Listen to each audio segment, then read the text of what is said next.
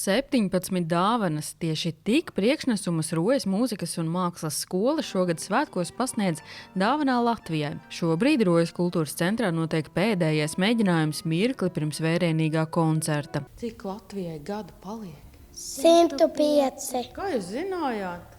Tāpēc, kā tur bija uzrakstīts. Dāvana Latvijai dzimšanas dienā top kopā ar komponistu Uldi Marhilēviču. Tā savā ziņā ir arī dāvana skolas direktorei, jo tieši viņš ir Baibas Beraģes mīļākais komponists. Laikam dēļ savām melodijām. Ārkārtīgi sirsnīgas, ārkārtīgi melodiskas, tādas, kas uzrunā sirdi.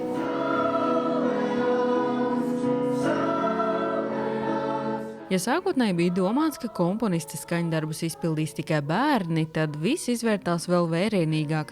Uldis Marhilēvičs pats piedalījās katrā darbā un koncerta dalībniekiem palīdzēja.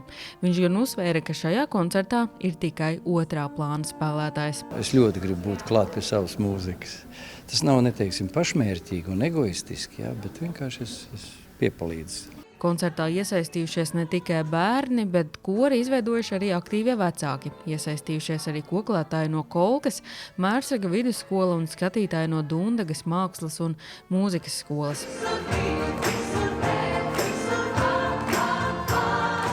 Manuprāt, viņa dziesmas un melodijas tiešām ir tādas, kas uzrunā un mēs arī tā spriedām. Es pat nezinu, vai ir kāda dziesma, kas varētu atstāt vienaldzīgu. Un vairākām melodijām ir radīts aranžīs tieši, lai mūsu instrumentālie priekšnesumi varētu tapt. Un, man liekas, ka tas ir arī tāds pienesums un kaut kas jauns vispār arī pašam komponistam iespējams. Šī patiesībā ir pašu jauniešu ideja, kas atbalstīta Talsu novada jauniešu iniciatīvu projekta konkursā. Tas gan tapa ciešā sazobē ar skolas komandu, taču idejas autori ir Luīza Bertholde. Liels gods, ka tu šodien arī pati pasākuma vadītāja. Jā, es īstenībā priecīga par visu šitā.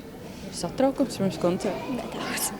Bet viņš noteikti būs pārsteigts, ka jūs visi labāk par visiem Latvijas bērniem nodziedat, vai ne? Jā.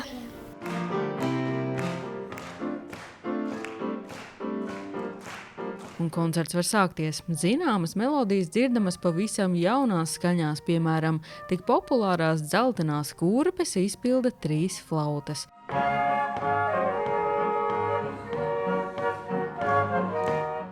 Arī pats komponists atzīst, ka viņš savu jā teicis pēc pirmās tikšanās, kad redzējis, cik svētīgu darbu skola veic ar jauniešiem.